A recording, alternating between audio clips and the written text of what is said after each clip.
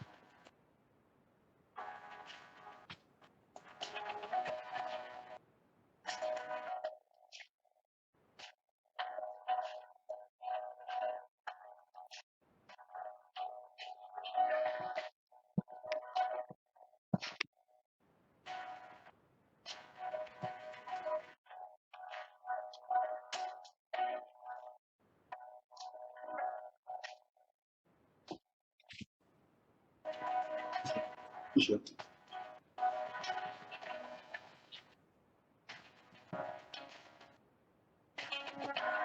Representation. Yeah, Hula address.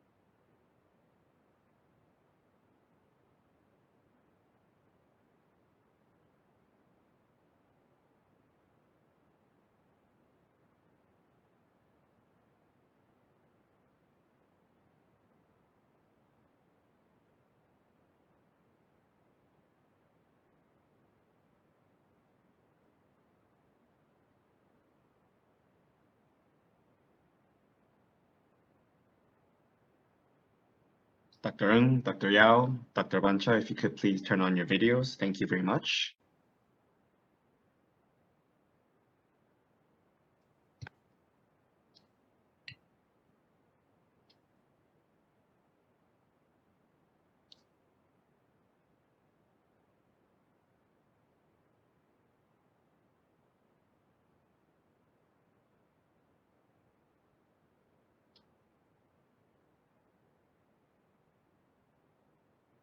So, Jun? Yep, Dr. Ng, we're good to go. You can Yeah. go on ahead. Thank you. Hello, everybody. Thank you for joining the CLAAS Connect Shoulder Instability webinar organized by COMEC. I'm Dr. Ng Wei Ming, currently working as an orthopedic consultant in Malaysia, special interest in shoulder and knee surgery. Today, we have three very interesting topics lined up for this webinar.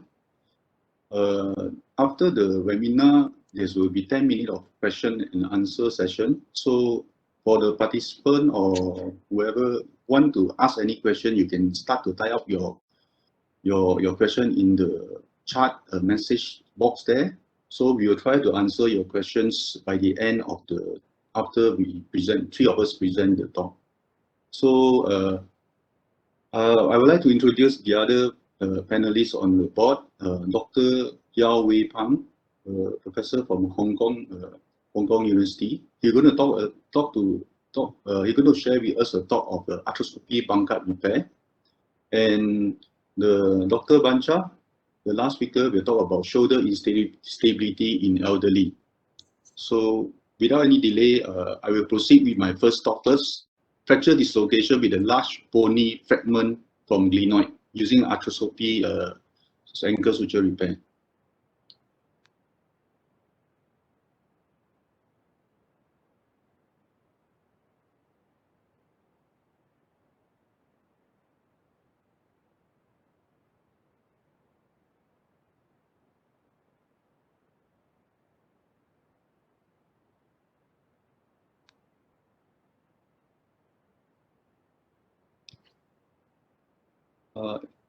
Can you see my screen? Yes, very well. Proper. Let's go. So we are talking about, I'm talking about glenoid fracture in a fracture dislocation of shoulder. The prevalence of the glenoid fracture happen in first time dislocation is around 60%, 38% in recurrent dislocation. And it poses a higher rate of instability. We have a long-term impact of this fracture, which cause osteoarthritis of the glenohumeral joint. So classification of the fracture glenoid by Heidelberg, actually they include the fracture of the scapula also. What we interested today is just mainly fracture glenoid, intra-articular part of the glenoid, type 1A and 1B. So Glenoid 1999 share a very nice classification which is used mainly for practical purpose. He divide the fracture glenoid in the shoulder dislocation in three types.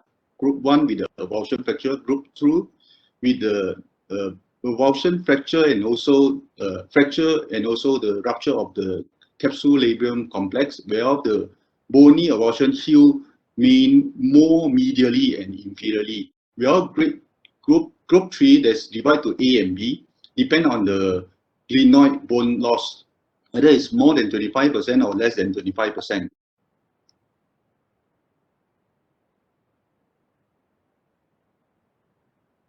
So to diagnose this fracture glenoid, X-ray sometimes is not adequate because if you're very lucky, you can see the glenoid, broken glenoid piece. You will follow the line, the cortical line of the glenoid in the AP or AP view. But most of the time you'll miss it. So you need to look hard for this, especially after you do a CMR for the shoulder dislocation. MRI, yes, MRI is good to look for bony structure and also the ligament, any capsule, any cuff tear or any associated injury. If you want to study how much the bone loss is, I think CT scan is a better imaging to look for. So you can study using the end-on view of the CT scan. With you ask your radiographer to resect the humerus. You remove the humerus and look the direct end-on view on the glenoid. Then you can appreciate how much the bone loss is. So bone loss, glenoid bone loss, we know that tends to have associated with the great instability of the shoulder. So the most famous, one important study by Bankart in 2000, they show that there's two types of bone loss. One is a reverse pear-shaped glenoid bone loss and the engaging HUSAC. So they study 194 patients, follow up for 27 months. They found that there's 21 cases with recurrent dislocation. That means a fail after Bankart repair.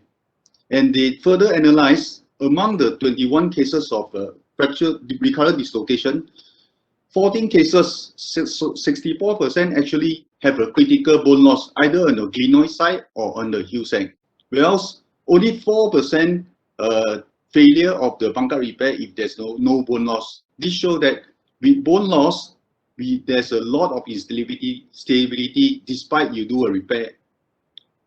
So the other concept by Professor Itoy, glenoid tract, this interesting concept. They study the contact surface between the humerus head and the glenoid with the shoulder abducts from neutral to abduction and external rotation position. So they study the glenoid sit on the humerus head sit on the glenoid throughout this motion. So they come out the other concept of the on track and off track. This is very interesting. You can see that. So glenoid bone loss usually associated with mid-range instability, while the heel side lesion is end-range instability. But look at this on track and this is on track. This is on track. You can see that the head is sitting on the glenoid throughout the range. Well, if there's a bone loss in the glenoid, so the tract is smaller, so the humerus head will dislocate. So you need to appreciate that how much bone loss will causes this instability. So Itoy go further to study the glenoid bone loss using they measure the glenoid bone loss using two methods. One is circular method, the other is using a vertical method. So he resect the glenoid using two methods. One is oblique, the other is vertical. So they resect about 9, 11, 19 or 25%, and they study throughout the arch of motion and which glenoid bone loss will cause us instability. So they come out with the idea, the figure is, if they reset the glenoid using an oblique cut, so if there's a glenoid bone loss about 21%, the shoulder is unstable if you do only a soft tissue Bankart repair. Well, if you resect the glenoid in a vertical line, so if there's a 25% of glenoid bone loss, so this causing a gross instability. So you need to think of way how to augment the bone loss or how to repair the bone loss on top of the soft tissue repair. So indication to when should we do a repair for this glenoid bone loss, all right? So any fragment we understand is any bone loss more than 25%, we should consider do a repair. And any displacement more than 10 mm. Or we look at the MRI or CT scan, we see that the humerus was decentral. That means it's not sitting on the center anymore. So this is an indication we go for the surgery. Previously, to do the glenoid rim fracture repair, usually we do an open repair. So Biliani group did the repair. Out of 200 patients, they do open repair. 25 patients still have a recurrent dislocation. So you can see that for type 1, 16 shoulder, for type 2, 5 shoulder, for type 3, 3 shoulder, type 3A, 1 shoulder. So in this paper also, Biliani noted that X-ray only can noted 19 out of 25 patients of the shoulder dislocation have the glenoid rim fracture. Well, the advocate CT arthrogram is still the best to study the glenoid fracture dislocation and also to study any capsule division. For the open surgery done by Biliani group last time, previously, they found that they still have 3 patients with recurrent dislocation, 1 from the group 1, 2 from the group 2. And they have 1 case of superficial infection. This is a complication arising from the open surgery for the glenoid repair. So Marcus in 2004 published a paper in KSSTA. Also, it's an open reconstruction of the anterior glenoid rim fracture. They study around 25 patients. All right, average of 43.4, follow up for 22 months. So with the glenoid rim fracture less than 25% bone loss, all right, 15 patients, they use a suture anchor to repair it. When the glenoid bone loss is more than 25%, they use a connected screw. So both groups have improved clinically. So all patients show radiological union. In the suture anchor group, one case has a local infection. Okay, 12 out of 15 cases with a reduction loss. That means the other is the reduction is step lower or higher, and 3 out of 15 cases have the arthritis changes. We are in the candidate school group. 1 out of 10 patients with the step off noted, but they have some metal problem because of the screw impingement. 3 cases and 1 metal loss, metal loosening, and they have 1 out of 10 cases of OA changes. This is previously when they do an open repair using the suture anchor and connector screw. Nowadays, we advocate using arthroscopy assisted repair because we think it's easier to do that, especially glenoid. The direction you put the screw is very low down. With the skin incision, either you make a very big skin incision, or the tendency of injure the surrounding structure around the deltoid pectoral approach is quite high. So arthroscopy reduction, this is the first time attempt by Dr. Cameron in 1998. They did for the first time dislocation, but this time they used for the case is a glenoid bone loss less than 25%. They use a connector screw with the arthroscopy assisted technique. So we also the other subsequent author advocate using the arthroscopy approach to this Bony Bankart. So they use a suture anchor. So Porcellini in 2002, they studied 250 cases with the shoulder stabilization surgery, shoulder surgery. 25 athletes with a glenoid rim fracture. Most of them is acute injury, less than 3 months after the injury. They follow up for 36 months. Most of the fragment is still less than 25% of the glenoid bone loss. So 23 out of 25 patients, 23 out of 25 patients have a full shoulder function and return to the same level of sport activity. Only 2 patients didn't really go back to the same level because they have some limitation in the external rotation. There's no recurrent dislocation in this group. Arthroscopy using a suture anchor repair. Whereas Sugaya group first advocate using this suture anchor in 2005. They have just a small case series that time, 8 patients with 8 shoulder, 6 male, 2 female, age 31, surgery within 1 month, post-trauma, average bone loss is bigger, now it's 27.2%. They use a suture anchor, 2 to 3 suture anchor per patient. And this time they use a 3D recon view, all right, to study the pre and post-op. So they follow for 27 months, all fracture heal up. This is very encouraging figure and clearly can see on the CT scan. Whereas the other techniques using arthroscopy, transglenoid pull-through technique by Dr. Wuey in 2006. So they use a non-absorbable suture cell tied to the infraspiratus. Whereas Miller group in 2009 using the suture bridge method, 2-point fixation over the bone fragment. They think that using this method is more stable because you can prevent rotation and shearing of the bone fragment, and they have a stronger compression force. And Dr. Schubert in 2015 shared with us another paper. This time they looked into the retrospective arthroscopy assisted surgery, 23 cases. Okay, glenoid defect is bigger now, 27.5%, and they divide to 3 groups. 5 patients with a screw fixation, 5 cases with a mixed screw and anchor suture, and 30 cases just with anchor alone. So this is a method how they do it. They either use a suture anchor alone or mixture of suture anchor and screw. Then follow up about 33 months, all right? And clinical shoulder score all improved, range of motion improved. They only have 7 out of 23 cases have OA changes, mild OA changes, and all fragments heal up.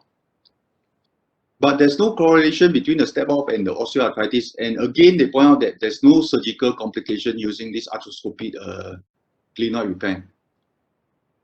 So the other paper by Sugaya group in JVGS 2015, they study around, this time they study 46 patients with a glenoid bone loss more than 15%.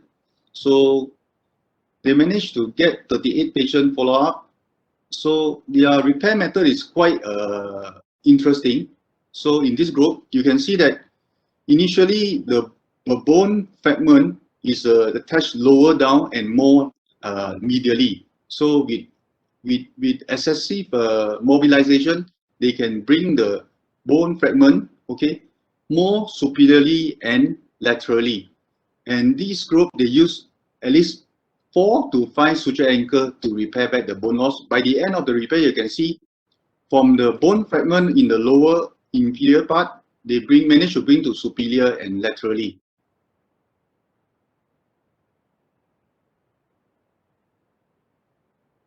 And they reported in this study, one patient with this dislocation 5 months after the surgery. This through a very severe motor vehicle accident. Well, 2 patients had arthritic changes. Clinical score improved. The mean fragment size in this study is 4.7. All right, that means the bone fragment that they capture on the CT scan. And the main bone loss after they study from before and after. They look at initially the mean bone loss is 20.4. But after 5 to 8 years, they repeat the CT scan, they study the bone loss, in fact, is larger, negative 1.1. So this is a very good news for the arthroscopy suture anchor repair group, because they note that some cases, not even the bone loss is able to repair itself. In some cases, it causes a bone loss. The bone fragment will hypertrophy and slightly bigger than before. So I illustrate one case of how I do it.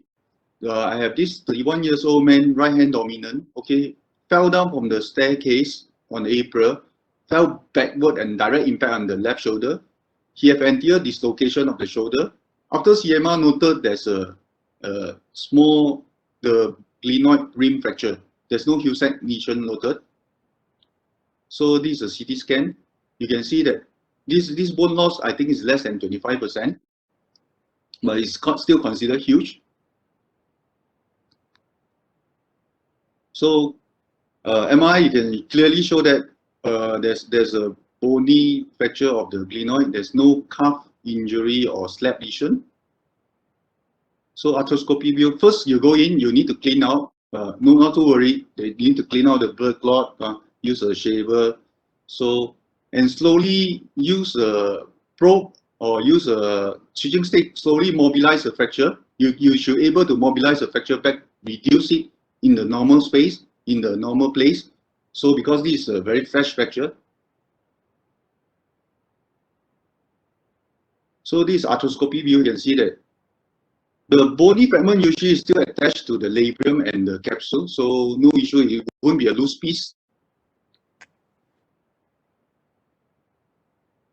So I need to stress that in order to repair this bone fragment back, first of all, you try not to use a why-not suture, because why-not suture, you need the intact cortex. So there's a broken cortex now. So if you put into the bone without a cortex, when you try to pull, then the why-not will dislodge again.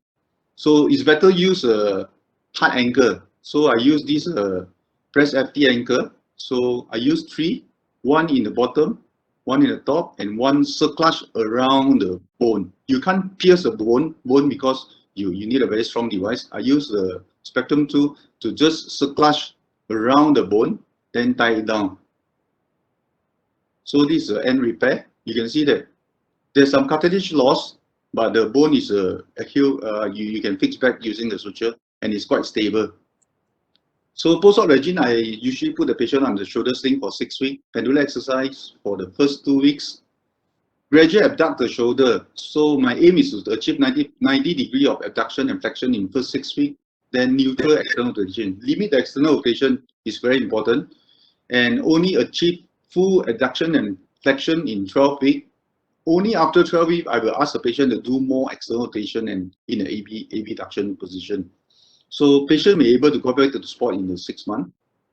So currently this patient, this is a 6 week post-op. You can see the glenoid, all right, is initially is a drop off inferiorly, now is still there. It's back to the normal space. This is 10 weeks, so it's still holding well. So I still follow up this patient because it's only done on April. So in conclusion, arthroscopy assisted or fully arthroscopic surgery for fracture reduction and fixation of glenoid rim fracture is advantage because we can have a better visualization of the fracture reduction. And important is less soft tissue dissection, minimal surgery trauma, and the recovery will be faster. And important is now we are very clear that the evidence show that we can restore back the glenoid to the normal morphology. That means in terms of correct back the bone loss. All right. Sometimes we have this glenoid hypertrophy as well. Thank you.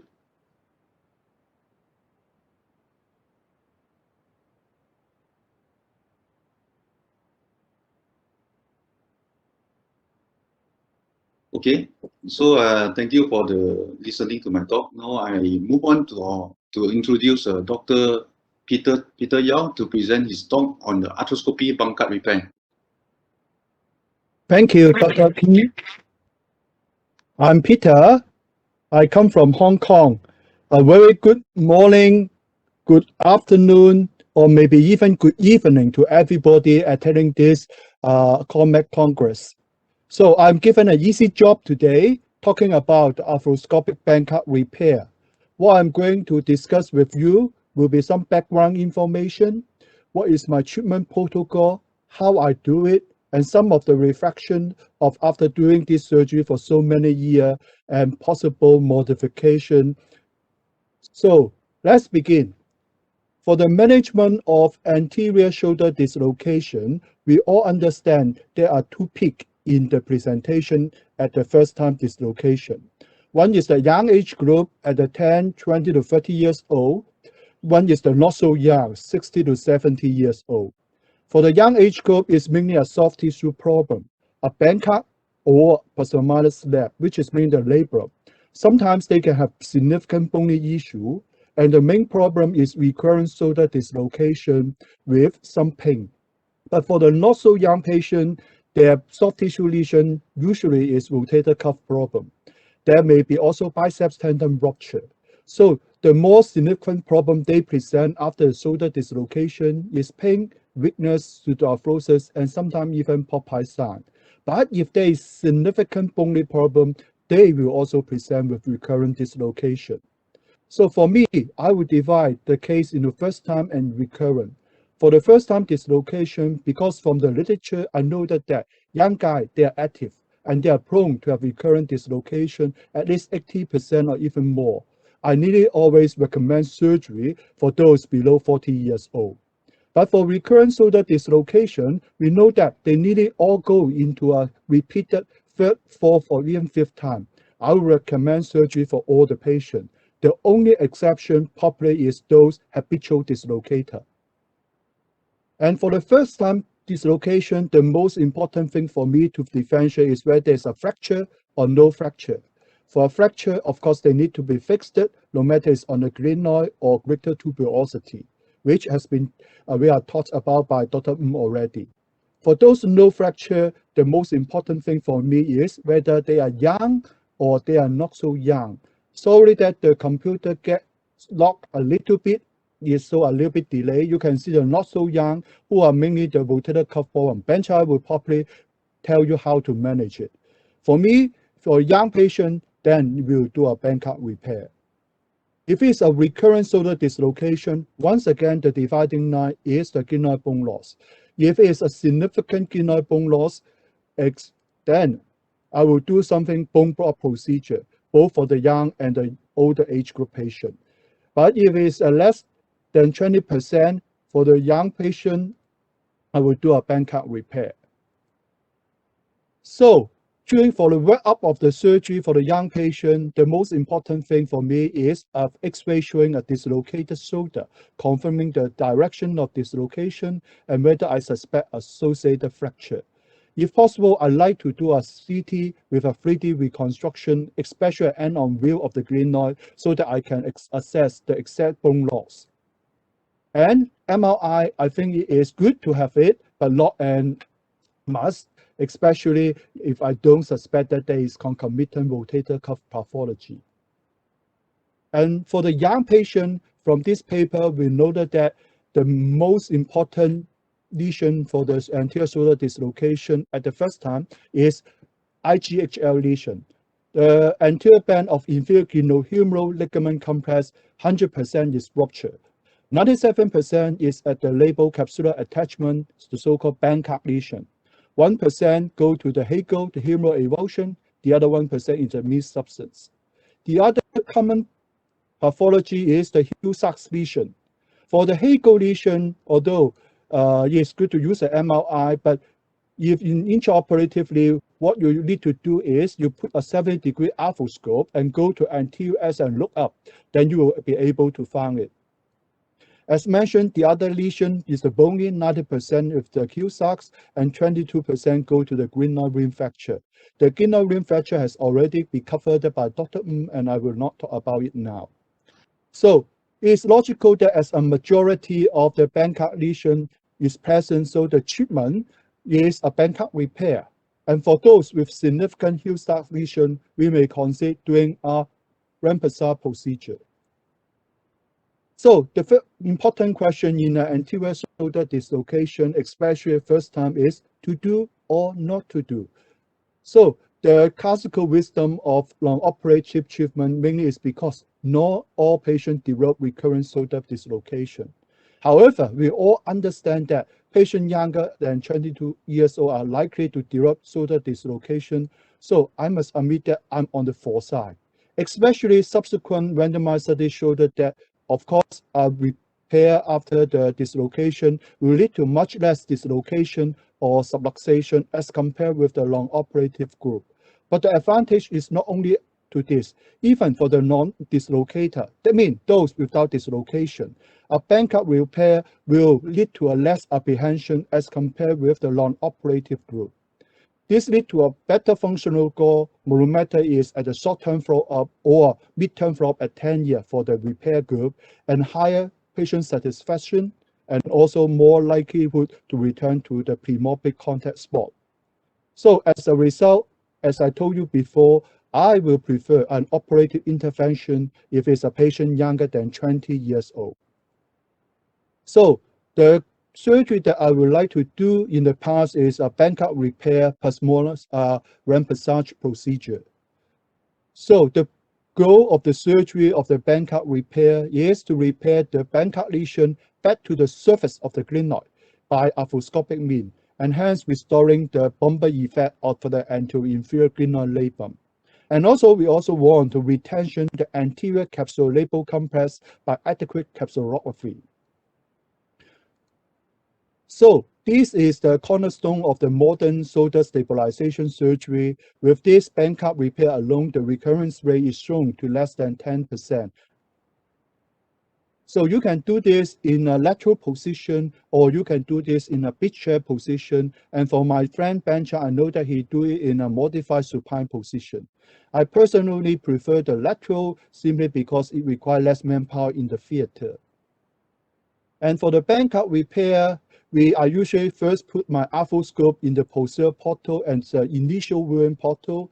With that, I open the anterior portal under direct vision and also open the anterior superior portal, usually through the myotendinous junction of the supraspinatus tendon. Afterwards, I will switch my arthroscope to the anterior superior portal. This will give a perfect view for the glenoid.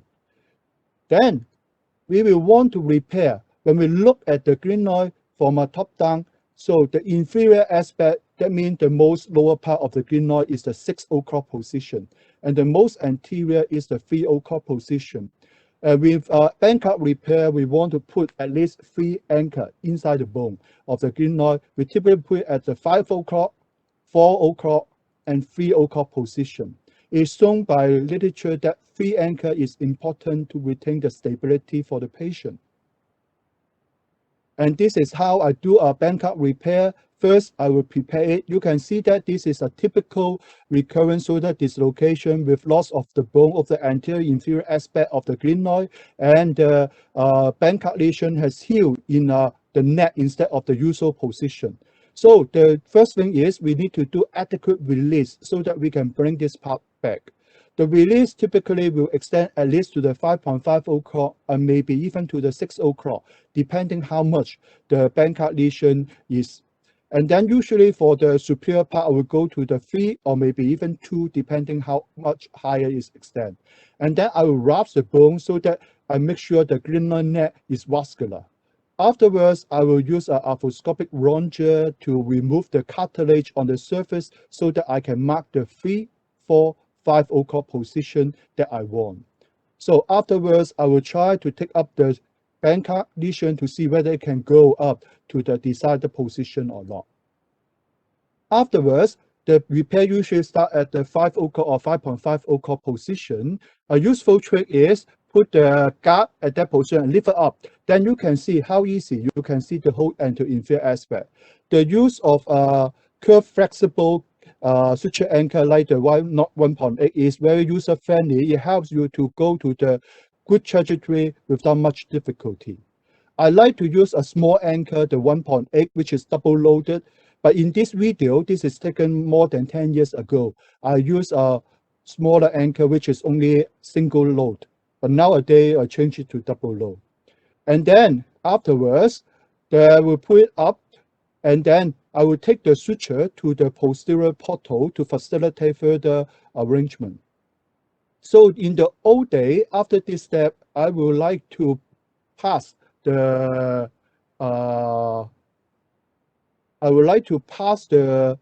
suture anchor or suture hook going through below the label lesion, and then relay one of the suture limb to the anterior part. And then the step is repeated for the second, the 4 o'clock anchor, and then to the 3 o'clock anchor, just like what you are seeing here. And after the anchor is inserted and also the label is passed through, then I will start the tying of the lock. The lock tying can be done either by a sliding lock or by a static lock, which will be up to your own preference. And with this surgical maneuver, usually we can obtain quite a good repair quality. I show you at the end of the wheel. This is the bumper effect. What we want is to achieve such a normal bumper height that restore the normal labral height in the anterior inferior aspect. So this shows you how I perform the Bankart repair, which is very standard one for everybody. So with this maneuver, this is the workflow for what we do, which I have shown you. I think the most important point is, number one, we need to have the adequate release of the scar down Bankart lesion so that there can be a tension-free repair of the capsulolabral complex. Second thing is we should repair it back to the surface, not the neck of the glenoid, so that it's more easy to prepare a good labral height and restore the concavity of the glenoid complex. And the third thing is we need to insert adequate number of suture anchor, to me, which will be at least 3. Using a small all suture anchor 1.8 millimeter, why not, will be a very good option. And finally, we should hope to recreate the bumper effect and proper retensioning of the inferior glenohumeral ligament complex. So, the other thing that we need to tackle is the heel sac lesion. We all know that the heel sac is an impaction fracture over the posterolateral aspect of the proximal humerus due to the dislocated humerus engaged inside anterior part of the glenoid. It happens to 90%. It can be small, it can be big. With a longer the shoulder being dislocated and the higher number of the repeated number of dislocation, the bigger will be the Hill-Sachs lesion. So the problem of the Hill-Sachs is when the shoulder is externally rotated, the Hill-Sachs part will get engaged in the anteroinferior glenoid and causing a subluxation, lock subluxation. Even though the patient does not have a real dislocation, the patient will still complain. Of course, this is a balance between the size of the Hill-Sachs and also the size of the glenoid. This is why Professor Itoi has proposed the on-check, off-check concept about this, which is a very useful concept for us. For me, the most important thing is the glenoid. If it's more than 20% of anteroinferior bone loss, I will think of doing something on the glenoid. But below that, I will just stick to the soft tissue procedure that I have told you before.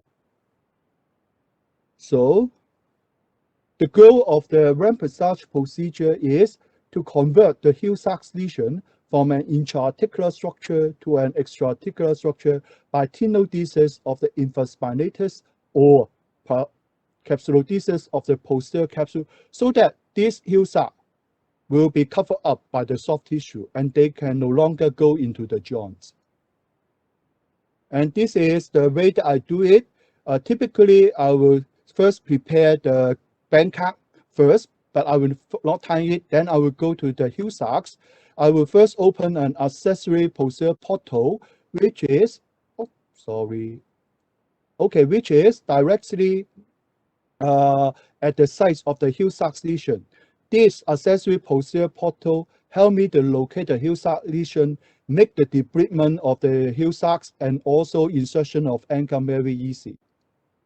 And then afterwards, I will put in an anchor, depending on the size. If it's small size, I put in one. If it's a big size, I put in two anchor. I like to put it in the middle of the Hill-Sachs lesion, and I like to use an insertional anchor.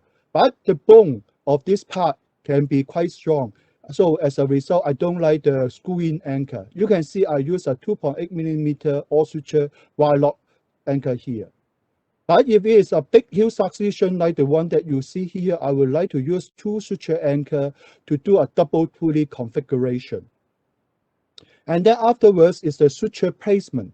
For the suture placement, first we need to retrieve the cannula back into the subacromial space, and then I will use a suture hook to pass through the desired position of the posterior capsule or the infraspinatus, just like what you see here. In the previous, after insertion of the anchor, already suture the relay, one to the anterior cannula, the other to the standard posterior cannula. Now it's very easy. I just capture it and get the two limb of the same suture from one of the anchor back.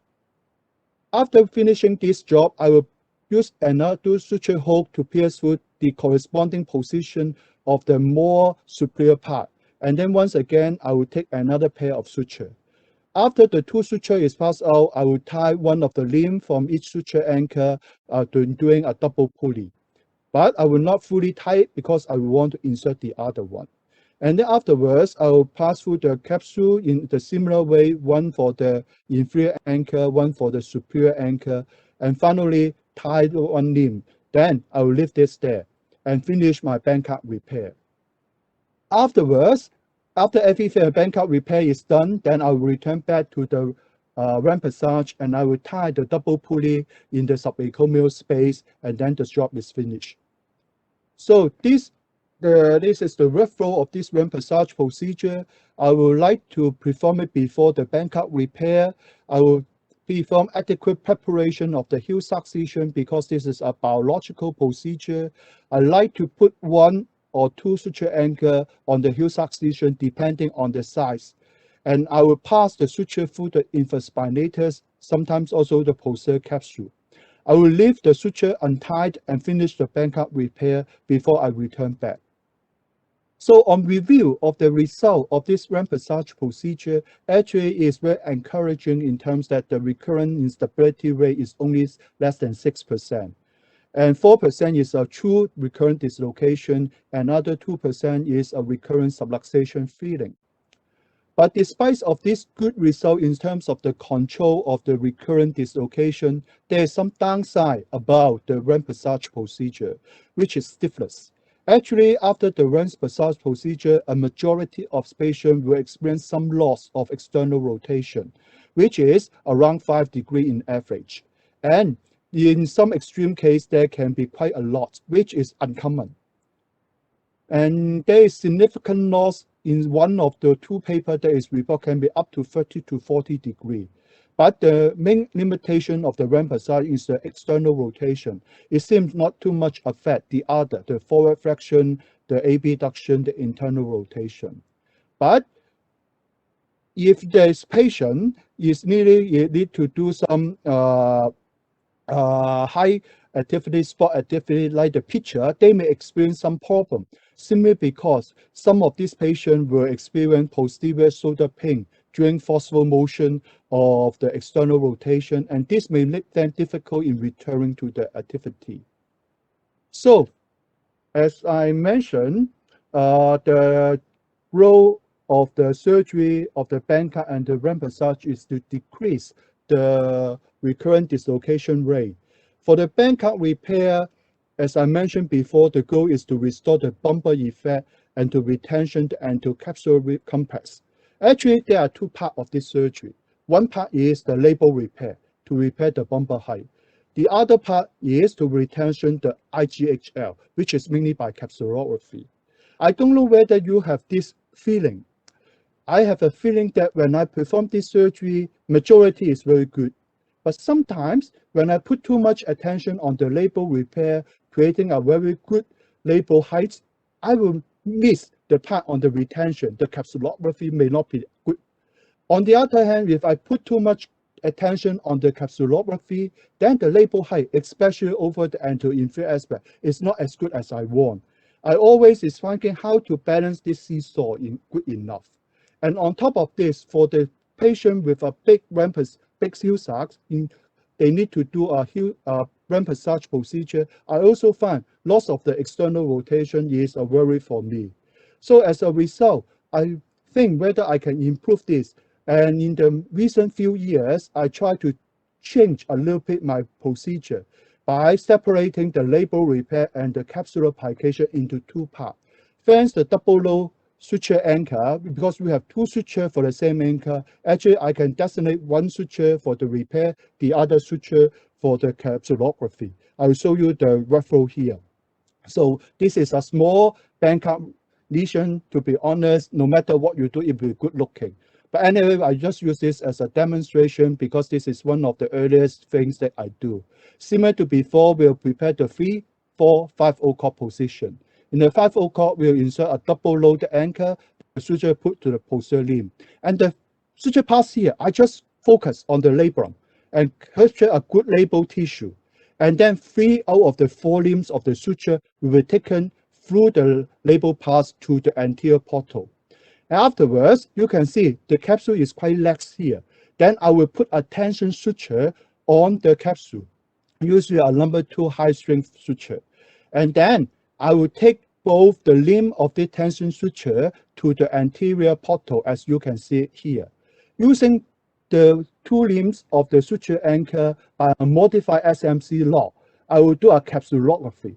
By doing this, I will be able to tighten the capsule without dampening the Bankart lesion itself. If I'm not happy, I can actually put 2 tension sutures here. And then afterwards, I will complete the job of the label repair by taking both sutures to the posterior part. You can see with this capsulography, the tension of the inferior anterior band of IGHL is already been restored. And as you see afterwards, I will take the suture and tie my Bankart repair. If after this first suture, I'm still not very happy, I will also do a similar thing for the 4 O-cord anchor. But if I'm happy enough, then I will leave it like this. My impression after a few years cases is that usually after the 5 O-cord capsulography, even without doing any further Bankart repair, I can already centralize the humeral head. So this is the things that I'm now doing for my Bankart repair. I'm quite happy in the sense that there is minimal recurrent dislocation rate and the external rotation loss is not as much, especially in the condition that I need to perform a ramp massage procedure. And after trying this procedure for 1 year, to be honest, I don't do any more ramp massage procedure for my patient anymore. Of course, if the glenoid bone loss is huge, I need to sort out for a bone block procedure in the glenoid reconstruction. But if just a glenoid bone loss less than 20%, I will just do this capsular repair together with the capsular plication together with the label repair. So this ends the presentation for me today. This is a summary slide for the first time dislocation. As I mentioned, fracture, always fix the fracture. If it's no fracture, but if a not so young patient, usually conservative, except if there is pseudoparalysis, then we need to do a surgery. If it is a young patient, I need to always advise them to do operation. And the type of operation that I advise them to do nowadays is a Bankart repair plus capsular plication without ramp massage procedure. This ends my presentation today. Thanks a lot for your attention. So without any delay, I would like to unshare my slide and also introduce the next speaker. The next speaker is my good friend, Dr. Bancha. Dr. Bancha is an associate professor at the Department of Orthopedics, Faculty of Medicine, Thammasat University of Thailand. He's a very experienced shoulder surgeon, and his talk is very lovely. You will enjoy it just like me. So Bancha will talk about shoulder instability in the elderly in the subsequent 25 minutes. Bancha, I hand the time to you. Thank you. Good afternoon. I'm Dr. Bancha Chernchujit from Thammasat University, Thailand. Thanks the organizing committee, CLAAS Connect, for the invitations. And nice to see old friends, Dr. Ng from Malaysia and Professor Peter from Hong Kong.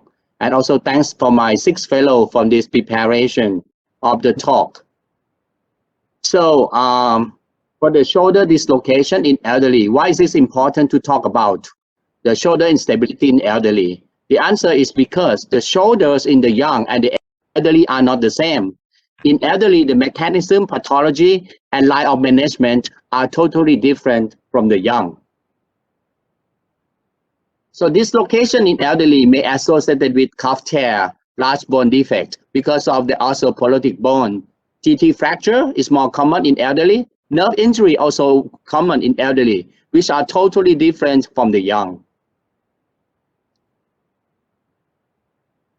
The incidence of dislocation is bimodal distribution. It's common in the young, skip the middle age, and common again in elderly. Now, our lifespan get longer. We as a surgeon will see more cases of shoulder instability in elderly. So it is important to be clear how to manage this patient.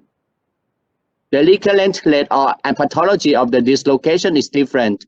25% in elderly and 90% in the young of the redislocation rate. The cuff tear is more common in elderly. The incidence is about 60%. In contrast, the capsule label tear is common in the young, 70 to 100%, but cuff tear is only 15 to 20%. So these are the difference. This is a terrible triad, which is more common in older patients, composed of shoulder dislocation, rotator cuff tear, and nerve injury. Okay, this is not common in the young also. The prognosis of this triad is depending on the nerve recovery, and most of the time it's recover. And the second is how good you can manage the rotator cuff. Don't miss it. The shoulder instability composed of static and dynamic stabilizer. In the young, the static stabilizer, capsule label complex is more important than the cuff. So this we call the entry mechanism. But in older patients, the dynamic stabilizer play a bigger role. So this is a posterior mechanism, is a head depressor. In the rotator cuff muscle strength, if the rotator cuff muscle strength reducing by half, it will be increase the displacement by 50%. This show how important the dynamic stabilizers are to keep the glenohumeral ligament or glenohumeral joint stable.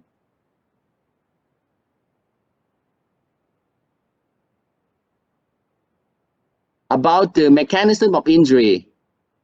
So in elderly, it's always low energy trauma, which is different from the young, which you have a high energy trauma like sports injury or traffic accident. So this less common in the elderly. Most of the time, it is very low energy trauma. So it can be antrodislocation, posterior dislocation, or infra dislocation. So the technique of reduction is also different from the young for the elderly, because I do not recommend you to do the leverage technique in elderly because of the soft bone. Sometimes the patient have the heel sac lesion, big heel sac lesion, you may create a fracture. So this is a modified traction, counter traction for the antro-inferior dislocation. It's safe, easy, and reproducible. It was published in 2014. So this is my patients. I do the traction, counter traction, modify, because she has a very big heel sac, and this patient had 3 weeks of dislocation. Try not to do the leverage technique. You can create a fracture or fracture dislocation. I saw this fracture dislocation more than 5 patients. So very careful when you try to reduce this dislocation in elderly. So this is the way you should not do in elderly. Try not to do the leverage technique in elderly because sometimes you create a fracture or fracture dislocation because of osteoporotic bone, or sometimes the patient have non-displaced neck fracture, like this example. See that? This patient have the GT fracture, but after the reduction, it is a fracture dislocation. Okay, so we need to do the reverse shoulder arthroplasty instead of conservative treatment. So post-reduction X-ray is important. You need to look for the tuberosity fracture. You need to look for the size of chronic rotator cuff tear, because some patients have impending cuff tear or pre-existing cuff tear. So you need to look for the acromion spur. Okay, need to look for the suture size, looking for the humeral head migrations. So if you see these X-ray findings, thinking about the patient may have pre-existing cuff disease or impending cuff tear.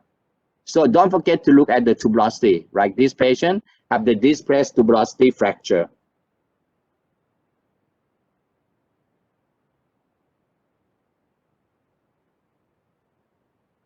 So CT scan, when we do the CT scan, when should we do that? If there's no glenoid fracture or suspect the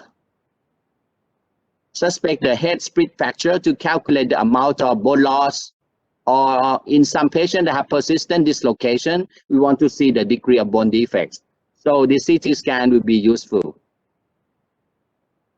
So MRI, we do that in MRI when the patient had persistent pain and weakness after the dislocation, because simple labral tear, the shoulder pain should be better within 3 weeks. Or especially the patient who had first-time dislocation at the age more than 40 years, you should consider the MRI in these kind of patients. So non-operative management, yeah, is important. We do conservative treatment in the patient who had first-time dislocation, no displaced GT fracture after the dislocation, no traumatic cuff tear, and good shoulder stability. So this is an example of one patient who has a fracture dislocation of GT. So after the reduction, I put her in the abduction brace, okay, and conserve.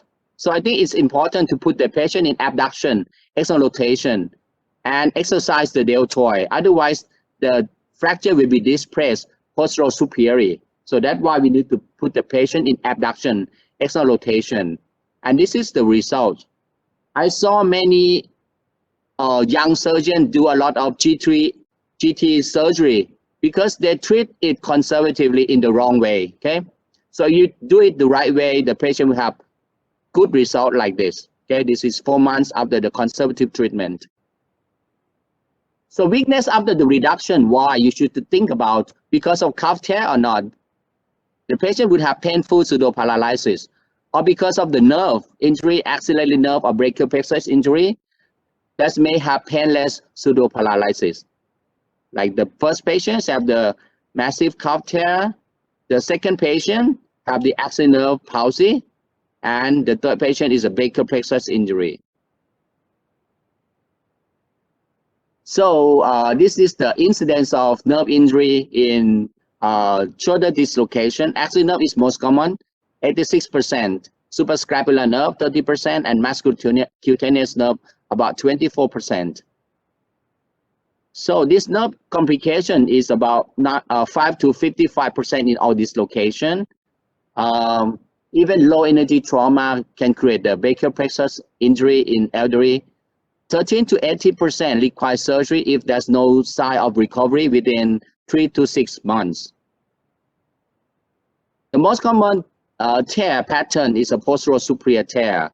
Your patient would have the weakness of supraspinatus, infraspinatus, and sometimes the teres minor. So this is the anterior tear. The patient may have belly up sign, Napoleon sign, lift up test positive, internal rotation lag side positive, or Bankart test positive. That is worse prognosis in this kind of patients, but it's less common than posterior superior calf tear. So like this patient, we need to evaluate the pseudoparalysis and find the root cause of it. Is this because of nerve problem or is it because of tendon problem? This is a bad sign. If you have fixed proximal migration, soft tissue procedures may not able to solve this problem. This may end up with the reverse shoulder arthroplasty. Muscle atrophy is a bad sign of disuse atrophy, or it may be from the nerve injury. So the patient may get longer recovery if the patient have the muscle atrophy.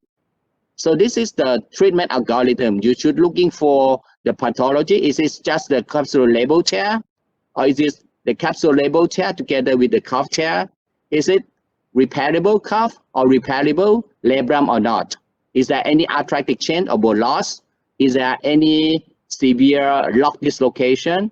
So in this situation, you may end up with Latarjet or may end up with the shoulder arthroplasty. So this is my preferred position. We call this TU supine position. It's very simple. And you look in these pictures, the patient just used the local nerve block, right? He can go back home right away because no intubation. Very comfortable position. Just let the patient sleep and local nerve block. So this is my articles about this TU supine position for this shoulder arthroscopy. It's very convenient. Okay. So I use 3 portal for the surgery. I start with my posterolateral portal. It's about posterolateral. It's not the lutein posterior portal. So this portal you can see better, and also you can work better, right? You can put the anchors at 6 o'clock, and also you can do the posterior labral repair at the same time. So I put my anterosuperior portal just underneath the bicep, just above the bicep in front of the AC joint. My anteroinferior portal just above the subscapularis between the MGHL and HGHL, okay? And these 2 portals should be not too close. The angle between these 2 portals should be about 70 degrees. You should not too close, otherwise you get portal jam. And we start the capsulolabral repair using the Y knot. We start at 6 o'clock position after complete the label detachment. And after that, if the patient have calf tear, so we can continue to do the calf repair using the same position. You don't need to change, okay? So this is like one example. So the rotator cuff tear indications for calf repair in this dislocation with calf tear is a traumatic calf tear. So most of the patient need to be repaired because this is traumatic calf tear. You have no role of conservative treatment in traumatic calf tear, okay? And also persistent loss of function. So I show you the Y knot. Yes, I prefer the triple load Y knot. We call this the 3-in-1 techniques. 3-in-1 hole. It's very fast, very easy. Okay, so you can put suture hook the spectrum, and you pass 3 sutures into 1 hole. So you have less problem about the tissue strangulation, less tissue trauma, and this is faster. Okay, so after that you tie the knot, but you just tie 1 knot in the front, 1 knot in the back, 1 knot in the middle. Okay, and then that's it. And then you can do the double row, the second row repair. Okay, so that's very simple, straightforward, right? For this the cup repair, the 3-in-1 holes technique. Okay, that is a medial row, and after that you retrieve the sutures to the lateral row, and then we use a pop lock for the lateral row repair, right? I prefer to put my lateral row very far away, one close to the bicipital groove, because of the good bone quality, and also another one close to the posterior cortex. Okay, so you can have the very wide area of suture distribution. Okay, that's it. Okay, so that's after the repair. Yeah, that is the 3-in-1 holes. Yeah, it takes you for the repair only half an hour. Okay, but we spend a lot of time for the tissue mobilization, for the bursectomy, but for the repair it takes very short time. Okay, and you have less soft tissue strangulation using this technique. Okay, I use now why not at the middle row and pop lock at the lateral row. So you need to think about what is your main problem. Okay, if the patient has small size cuff tear, the main problem is the labrum, it's not the cuff. Okay, but if you have the medium size cuff tear, your main problem is both, is together the cuff and also the labrum. But sorry, yeah, this one. So if the patient have medium size cuff tear, thinking about both problem, the labrum and also the cuff, okay, you need to fix both. For the massive cuff tear, so your main problem is mainly the cuff, okay, it's not the labrum. Most of the time, sometimes you didn't see any cuff, any labral tear in the massive rotator cuff tear with dislocation. So this is a very simple clue. Okay, small size, thinking about the labrum. Medium size, think about both. If you have large size cuff tear, the rotator cuff is the main problem. So this lady, she's 70 years old. First time dislocation, she showed me. She just stand up from the toilet and the shoulder dislocation, just positive apprehension sign, okay, at 45 and 90 degree. So I'm very surprised. She's 70, but she have good rotator cuff. You see, supraspinatus, subscap is good, but she has heel sac lesion, engaged heel sac lesion, but there's no bone, there's no glenoid bone loss. Okay, so this is very weird for me. So this patient, I performed the arthroscopic examination. We see that the patient have the big heel sac. So we put the Y knot into the heel sac. I put 2 Y knot into the heel sac. I think Y knot is very good for osteoporotic bone because you can put it into the subchondral bone also. It's very small. Don't need to make a pilot hole. So after I pass my suture into the infraspinatus, posterior capsule, then I address my anterior label, put the Y knot there, okay, and then repair. So we're starting repair from posterior portal to eliminate the axillary pouch, and I always use the double load anchors. Okay, for me, I think the Y knot is pretty good for the osteoporotic bone. I never have problem with my Y knot. Okay, so after that you do the limb research. Okay, so we discuss with Peter again. Why don't you love limb research? I love limb research so much. Okay, Peter, you need to answer me why you don't love limb research. So this is a 50 years old male. He has first time dislocation from minor traffic accident. So he has so much pain and cannot move. The nerve is good, right? But he cannot move. He came to see me about 6 weeks after the injury, the patient gets stiff shoulder. He had the tuberosity fracture, you see, GT, but luckily 6 weeks, the GT already healed. And you look at the glenoid, you see that the patient have broken glenoid. At this right picture, you see that the glenoid pieces is so big. So his problem is the glenoid defect. So I discussed with him that I will fix his glenoid. Yeah, so we get in and detach everything. The glenoid defect is about 30%. It's so big. So we use the spectrum to repair the posterior labrum first. Okay, and then using the soft anchors.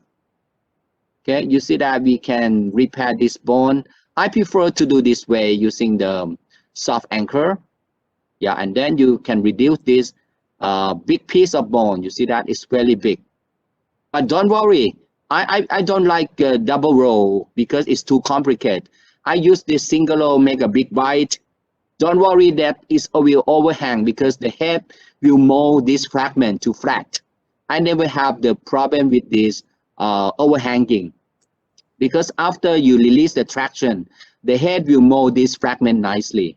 Okay, so this is after the repair, and the patient getting much better, and the healing is perfect after 3 months. Yeah, he also have the labral tear in the back, so we also repair his posterior labral lesions also. Okay, this is the Bony Bankart patients.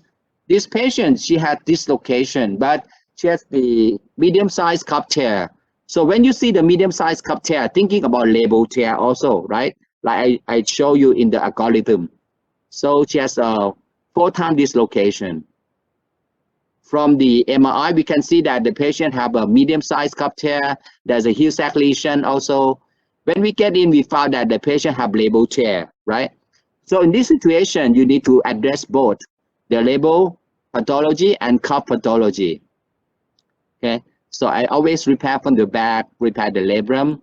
So after I finish my labrum, I go to the subclavian space, okay, and then we do the labral repair. Sorry, the cuff repair. So also use the 3-in-1 hose technique. Yeah, it's very simple, easy, and very fast. So the patient doing well after the surgery. So this is the post-op about the 4 months after surgery. The patient doing well and had the full range of motion. She's very happy. So this is a medium-sized cup tear. So another patient, this is also common in elderly, the GT fracture, right? This patient have 2 months history of GT fracture. So after the conservative treatment is failed because the fracture displaced more and persistent instability. So this is the inter-op findings. Yeah, when we get in, we found that the patient have good labrum. For this patient, the labrum is intact. Okay, so we do the release. Okay, put the Y knot at medial row. Okay, and after that, we tie the medial row and doing the tuberosity fixations. Okay, for the small size tuberosity, it's good to use the arthroscopic treatment. For the big size, I do open, but for the smaller size, I prefer to do this arthroscopic fixation. So you see the GT healed nicely 1 year after the surgery, and the patient had pretty good results after the surgery.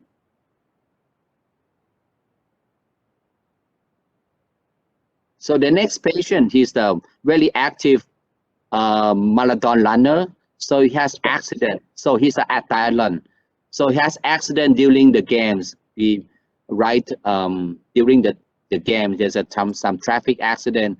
So this patient have posterior dislocation, right? And also there's a fracture of the scapula and also distal clavicle, very complicated.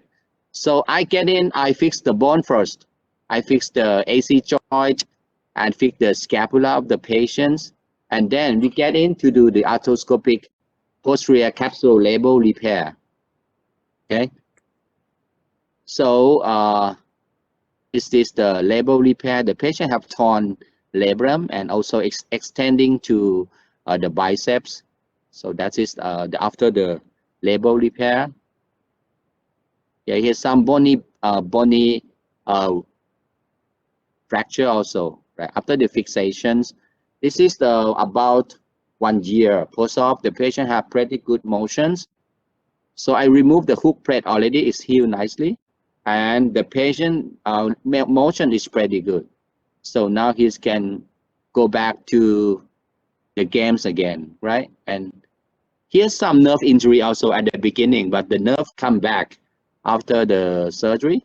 He also have the supraspinatus nerve trauma because the fracture extend very close to the nerve, and maybe it's because of me. When I put the plate in, I do some traction to the nerve. Okay, but anyway, all the nerve come back. Another man, he's nearly 60 years old, neglected dislocation from traffic accident. So we have a lot of traffic accident in Thailand, you see. Even he's the 60 years old, so if you ride a motorcycle and there's some traffic accident, it was missed because this is a posterior dislocation. So I discussed with the patient that I will try to do arthroscopic release first, okay?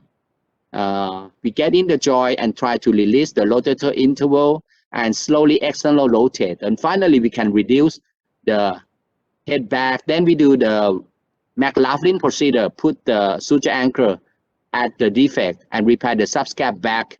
So after repair the subscap back, the head was reduced to the center and performing the posterior label repair, right?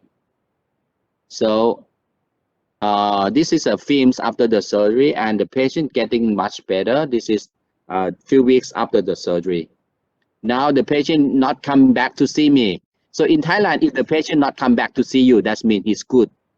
Yeah, because if he's not good, he will come back to see you, right? Yes. Another patient, he's 58 years old. He's a doctor, dermatologist. So it was missed again, the posterior dislocation. Oh, it's long time, so the cartilage was gone. Yeah. So I discussed with him, I need to do joint replacement for him. Another 52 years old, I just do that last month. Actually, I sent this into the group. Peter, you saw that? Yes. These patients, right? 52 Very years old, lock dislocation after the seizure, okay? So now the seizure can be controlled. So the defect is so big, you see from the MRI, right? From the CT scan, it's so big, but the glenoid defect is not too bad. So when I get in, I found that the patient have really big Hill-Sachs lesion, but there's no capsule. So this patient, we need to decide to do the Lattache procedure because he has no capsule. And also we need to fill the defect with the allograft, okay, and do the Lattache. And then we do the fixation of the lesser tuberosity back. I prefer to do lesser tuberosity osteotomy to get the biceps tenodesis.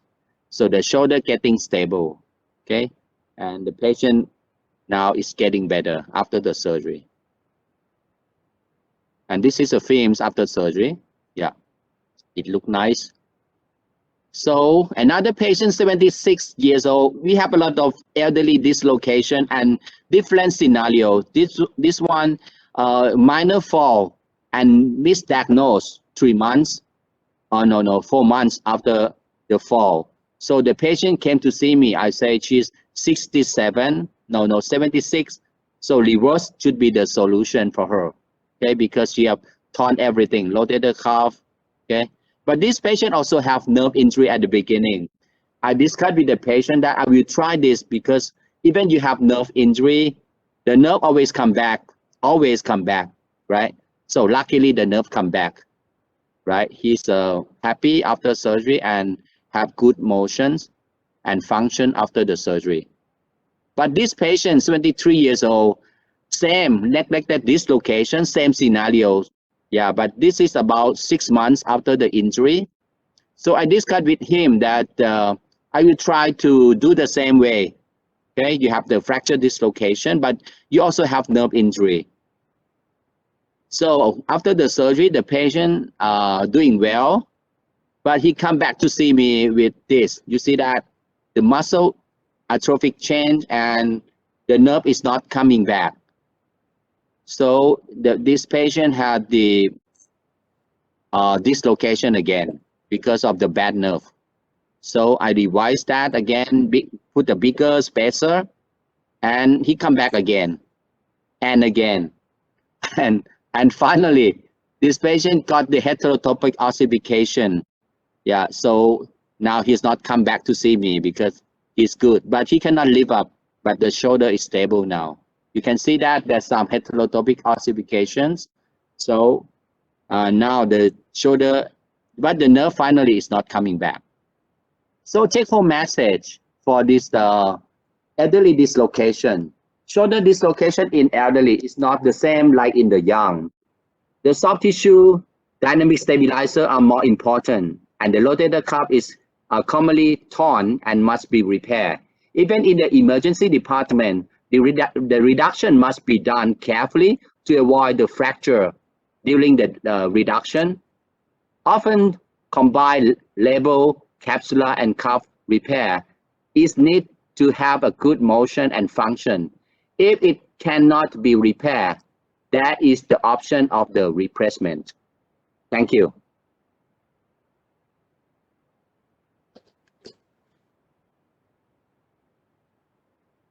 So now I think it's the time for the Q&A.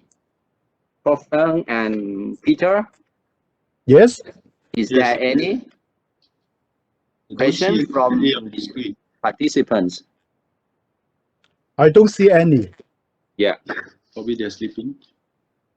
So I saw some questions they sent to me personally.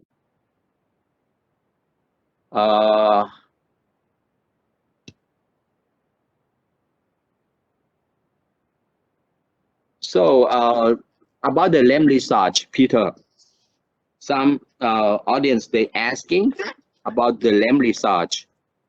Do you think LEM research plays some roles to provide the stability of the shoulder joint, Peter? Yes, definitely yes. This is why I'm doing ramp massage in the past 10 years until 2 to 3 years ago. Because if there's a large heel sac, but the glenoid defect is not that significant, you need to adjust both the Bankart lesion and also the heel sac lesion. At that Yes. time, the way for me to address is to do a Bankart repair and also a ramp massage procedure. I'm happy about the reduction in the dislocation rates, just like that is shown in the literature. It's quite very acceptable. But what I don't like is in some of the patients, they do have a loss of external rotation. And in a very minor group, they also have some pain. But at that time, that means 4 to 5 years ago, I don't have any good method. But not Yeah. until 3 to 4 years ago, I tried to separate the label repair and the capsulorrhaphy with the surgery that I showed you in my last part of the presentation. After doing half to 1 year, I found that actually the dislocation rate is very satisfactory. And then I extended to those with a significant heel sac lesion, but of course, no significant glenoid problem. And I also found that actually the result is quite good in terms of recurrent dislocation rate, but they don't have the problem of the external rotation loss or posterior shoulder pain. This is why now I'm not doing ramp massage anymore. But you can challenge me in a way that, well, you don't have enough follow-up. Maybe a few years later, the dislocation rate come back. It may be the case. But I'm just saying at the present moment, I think it's still quite satisfactory for my result. So as a result, I will prefer to stick with this maneuver. How about you, Prof. Ng? Do you love LEM research or not? You have any problem about the external rotation loss in your experience? Yes, I noticed that a few patients of the Rippesas, there's some limitation of external rotation. But I think it's a beautiful procedure because you don't need just additional around 30 minutes. You can fill up the heel sac with the infraspinatus muscle and tendon. So the only is external rotation, but it's not very. I don't have experience of very severe limited external rotation up to 20 degree. Just a mild external rotation. But usually after a while, the patient, if you don't tell them, they won't realize that there's a limitation. Yeah. That's my experience. So I also have no problem about the external rotation loss. Some surgeons don't believe in limb massage, like your boss, Professor Younger Lee. You remember? So he, at that time, I think he showed us one patient that the ligament dislocation many times. He did to do the revision for this patient, and finally, the last operation he did the limb massage for this patient, so he can solve the problem. So I think it's true, but I believe Professor Younger Lee, he's very honest. Yeah, so that's why I believe in limb massage. Yeah. So Peter, your mention is also, your comment is also important. I will look in my patient any problem, because I think sometimes if you repair the muscles into the defect, you may create some problem, right? You should Correct. repair the tendon into the defect, right? Should not It's go to medial. the tendon or the posterior capsule. Definitely not Yes. the muscle. Yeah, not the muscles. Yes. Very good.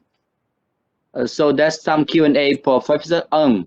Which portal you can do double row fixation, the fragment? Professor Ng. So I use a standard anterior portal and add additional anterior superior portal.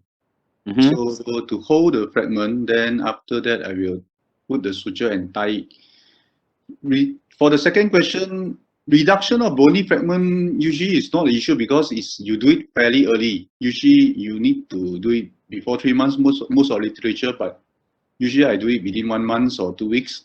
So temporary fixation, if a big fragment, you can use a K-wire to drive through, but usually you holding with your grasper of the labrum and capsule complex, not direct on the bone piece. You can pull it like how you do a tensioning of the IGHL in the soft tissue Bankart. Then using the suture, you can slowly reduce it and fix it on the place.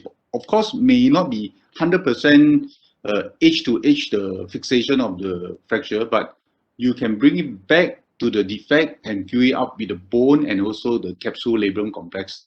That's adequate. So, thank you, Yeah. For Professor Yao, Peter, Yes. there's a question for you. How can you balance both sides, bone loss at the glenoid and the humerus to do limb massage or not? Actually, You balance. I don't really understand the question. I suspect he is asking how to assess the bone loss in order to decide whether to do a ram massage or not. If it is the case, the first thing I will do is, if it's a recurrent shoulder dislocation, say 5 times 10 times, I will routinely perform a CT with 3D reconstruction showing the end on view of the glenoid, because the first thing affect my decision is the glenoid size. If it is less than 20%, I will not do the glenoid surgery. If it's more than 20%, I will do the glenoid surgery. In those doing the glenoid surgery, say either letter J or eating hibernate procedure, that means adequate bone graft, I will not need to do a ram massage, simply because the bone process is so good, it takes care of any other things. But if the glenoid bone loss is less than 20%, I will decide to do a soft tissue procedure. 3 years ago, as I mentioned, I will do both ram massage and Bankart repair if the heel size is large. Then the question comes, what is large? This is a tricky question. I don't use a CD to assess. I just do an arthroscopic assessment, and I feel, oh, this one seems worrying to me, and then I will do a ram massage. But to be honest, there is no good quantification here. But nowadays, as I mentioned, if it's less than 20%, I will simply do a capsular plication together with my Bankart repair and skip the ram massage. Okay, there's one question for me. He asking me about the arthropodic problem. Okay, so in this situation, how to manage this arthropodic problem, how to choose the anchor. So I will tell you the why not is pretty good, because in arthropodic bone, you don't need to make a pilot hole, no tapping, right? And you can change the direction in case you want to put the why not at the humeral head, try to go into the subchondral bone, not perpendicular. If you go perpendicular, it will be soft bone. So you can put it deeper into the subchondral bone, right? So I have no problem at the humeral side for me for the cup repair. And for the glenoid also, you can tap it deeper, okay, for this why not. So for me, if the patient have orthopodic bone, I will use why not and put it in the subchondral bone, change the direction, not going perpendicular, but we go into tangential into the subchondral bone, okay? So for my second question, he asking me about how to do the limb massage to avoid the limitation exhaustion. So as I discussed with Peter, so the way we do limb massage is we doing putting the tendon into the defect, not the muscles. So do not make a very big bite into the muscles. So put in the in the tendon, not into the muscles. That would you can limit the exhaustion. So that's one question for every speaker about, may I ask the panelists if the bony Bankart is big? Do you have any tips on passing your suture medial to the bony Bankart fragment? So what's your trick to pass the suture? You pass through the bone or not? Okay, let's say is a bony fragment is very huge, very big. Yes. You can't even pass through. What you can do, you can put the anchor, you can put a suture on superior and inferior to the bone block, to the bone, then you tie it. So if you have a device like the big bone piercer from some company, you can actually pierce through the bone. That means the needle is very strong enough to pierce through the bone. But most of the times you need to struggle. Probably you're not able to catch the largest diameter of the bone fragment. Probably slightly inferior or superior to that. Yeah. To pass your suture through. How about you, Peter? For me, I will do the things a little bit different. I will not only use suture anchor to fix the big bony Bankart. Instead, I will use button, just like the arthroscopic letter J said, proposed by Scalpelo. And usually with a big bony Bankart, the labrum is still intact. I will put suture anchor in the superior and the inferior to that bony Bankart. Use the suture anchor to reduce the bony Bankart first. After bony Bankart is reduced, then I can drill the transosseous tunnel and put the button on the two sides. But without tightening the button, you can still do some manipulation to make the bony fragment in a perfect position. Then you tighten the button. Then you give a. Oh, you mean the button in the joint, right, Peter? The button in the anterior aspect of the glenoid neck and the posterior part of the glenoid, which is a transosseous. You need to go from back to front. You drill to the bone, right? Yes. Okay. Because you are drilling using a drill, then there's no problem in getting through the hard bone. Yes, I use a very strong suture passer, but even for that, I'm still worried. So I find that this method will be easier for me. Okay. So for me, I think the portal is very important for when you're dealing with a big piece of bone. You need to use the 5 o'clock portals, okay? Because the direction is like that. You need to pierce through, right? Not like this. If you go like this, you cannot go around. Like you use the 45 degree or you use the 90 degree, you cannot pass through because a big piece of bone. You need to go through it like this, go straight. So your portal, I think, is very important. You put the lower portal, like 5, 7 o'clock portal, pierce it through, and then you pass it not through the bone, but at the junction between bone and the labrum, okay? And very good detach this piece of bone and try to throw the suture. It's not easy to retrieve the suture at the tip of the instrument. You need to throw the suture because it's difficult to find that. So you send the spectrum, the straight one, or if you have the something that have metal inside, that should be fine, okay? And then you can take the that need to know. Yeah, from this 5 o'clock portal.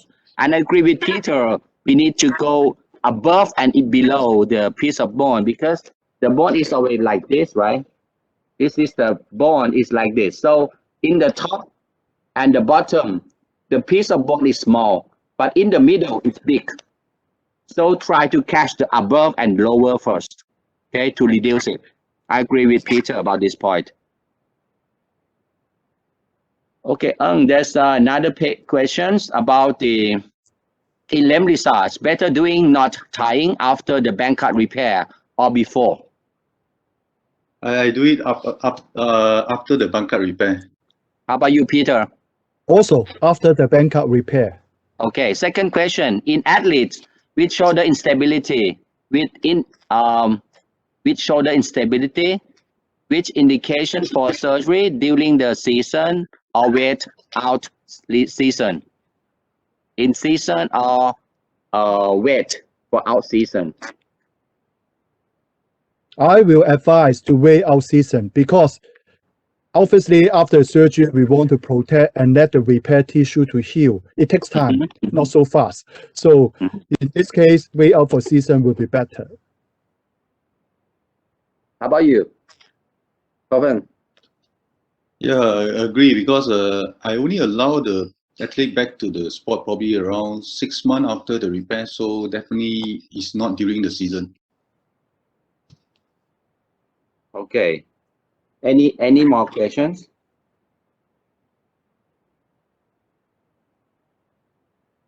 Bancha, Yes. you don't have any issue. I have some problem, especially if there's no cortex. I found it's very difficult to put the Y knot to anchor the Y knot. So that's why I prefer to use the press FT now for this or fresh fracture, not the soft tissue Bankart. Why? Yeah. Because Why not? Why not? When you anchor, it's okay. After a while, because there's no cortex on the you basically you go through a raw bone area, cancellous bone. So if there's no cortex, very difficult. You will dislodge the suture again. Actually, you can put to the opposite cortex, no problem. You can tap it deeper to the opposite side, and when you catch the bone, you can go deeper and then you pull. It will be stable. Oh, that means you go to the other cortex. That's right. Oh, good idea. Is any contraindications? No, right? Very easy, simple. You go to the opposite cortex. It's very stable. Okay. Okay. Yeah. So that's why I love why not. Okay. The name is soft anchor, but it's not soft. It's very strong. Okay. All right. Good. So Any other Peter, any? So more Bankart, question? I noticed there is a question for you in the Yes. Q&A. Maybe I read it for you. It say in Yes. the elderly patient shoulder dislocation with large GT fracture, in which Yes. case Yeah. would you do open surgery? When it's large GT fracture, the problem is that you cannot use a suture anchor to fix that because your anchor, the lateral load should be very low, right? You should put it at the diaphysis of the bone. So that's not safe. Okay, I think for the large bone, it's better to do open surgery. So Yeah. maybe I add a follow-up question to this. So how big is big? How Can big you is give big? a size? So that So the audience- whenever there is the triangular shape, you see triangular shape of the bone that extending to the proximal humerus, okay, about 1.5 centimeters. I think more than that, I cannot put the anchor. It's too big. Yeah. So I Agreed. prefer to use the open surgery, deltoid split. So your open surgery, Bancha, you use a screw fixation or you use a plate? No, stop using screw fixation. I saw a lot of complication. You make a mini open, right? And then you pass the heavy sutures at the bone tendon junction, and then you do it like parachute. Put it tie in to the small plate or put it on the screw. I prefer to use the small plate, okay? And you put this suture onto the plate. It's like tension band, like that. Yeah. So I found That's my way. sometimes it's quite tricky because the fracture, although it's from the GT, but it's more posterior. Sometimes Yes. just hiding under the acromion. Not Yes. easy to do that. So what approach you use for this GT fracture? A deltoid split. I recommend deltoid split because if you coming from deltopectoral, it's too far. You cannot manage the posterior part. So deltoid split is easier. And it's just direct. You open the deltoid split, you can see the fracture right away. So you split between the anterior and the superior deltoid interval. Right. I draw the line from the distal clavicle to the acromion in the same line. Then I make a vertical incision, not transverse like in the book. I think vertical, very simple, parallel to the deltoid fiber. About 2 to 3 centimeter is enough. You can see very well. So Bancha, let me have a follow-up question with Dr. Ng question. So suppose you have a chronic GT fracture, which is just like you say, posterior, high under the acromion.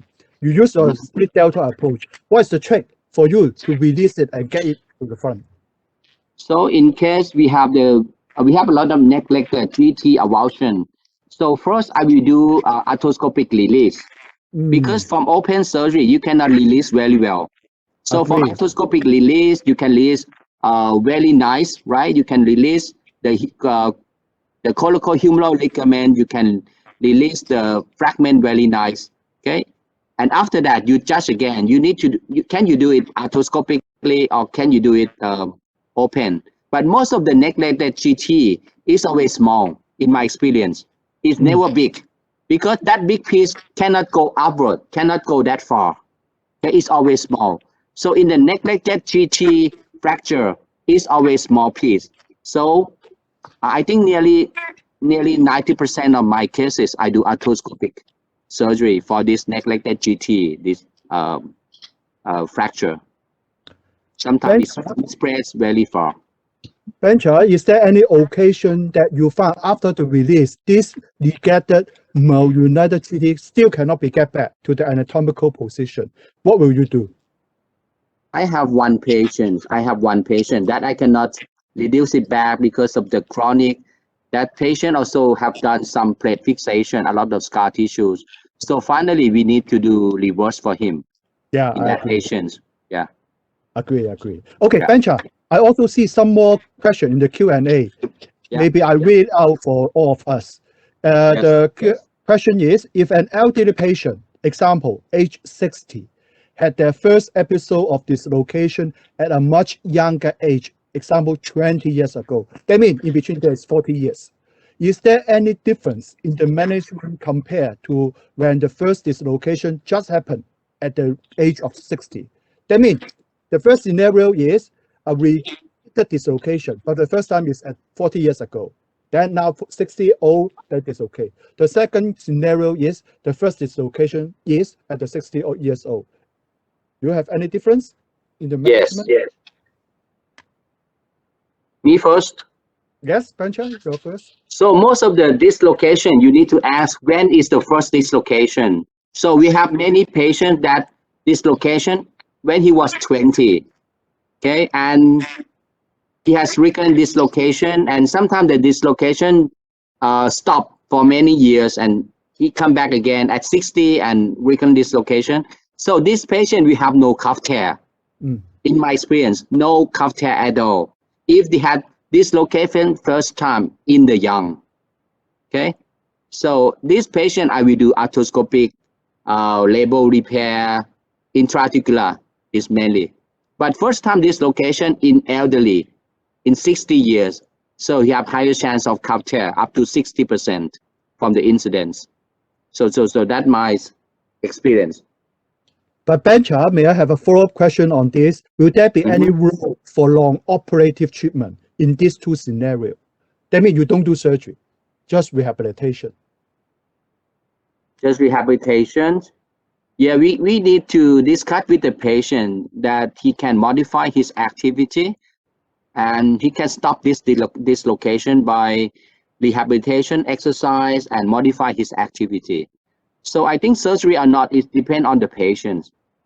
Agree. Yeah, I don't decide for the patient. It's just by themselves. Dr.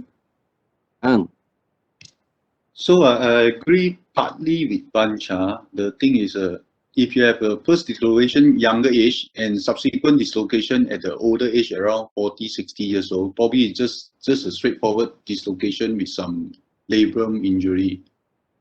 But if the traumatic injury first episode in the older people, so there will be associated injury like a calf tear.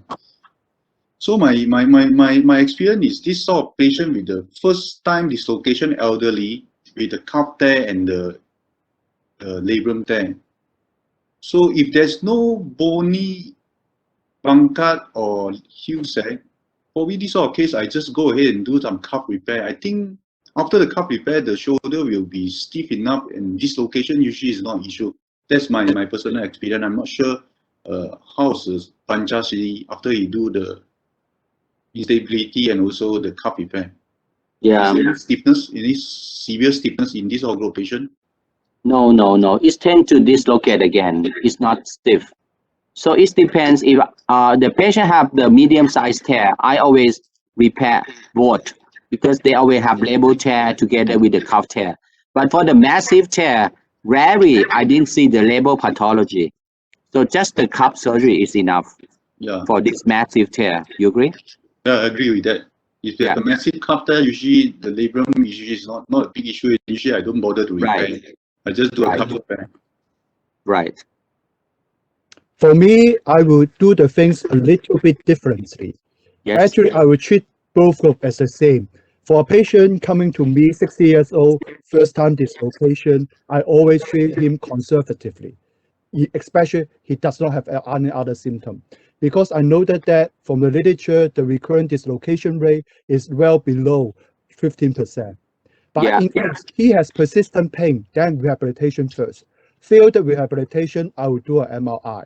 If the MRI does show that there is a full thickness tear, then I will discuss with him about surgery. The purpose of the surgery is mainly for the treatment of the rotator cuff rather than for pain relief.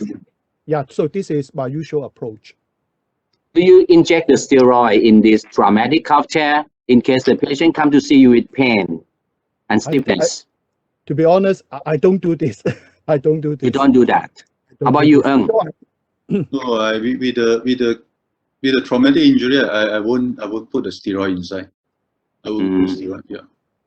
You're afraid of infection, or when you repair the cup, it will not heal? What is your concern? Yeah, both. I think steroid probably can help to reduce inflammation and pain, but not good for healing. So I won't do that. I won't do that. But there's some literature mentioned about the steroid injection in the cuff tear. You have no problem with the healing. So for me, if the patient have the small size tear, no recurrent dislocation, I will try one shot of steroid injection. If the patient feel better, pain relief, okay, I will do conservative. But most of these cases, they will have the big size tear if they have recurrent dislocation, because small size tear rarely recurrent. Any more questions, Peter and Kofeng? I cannot see further from the Q&A box. Okay. So I think, so now it's about the time to finish the webinar today. So thank you, Professor Ng and Professor Peter Yao from Hong Kong and Malaysia. And thank you again, everyone, for joining today, the CLAAS Connect webinar.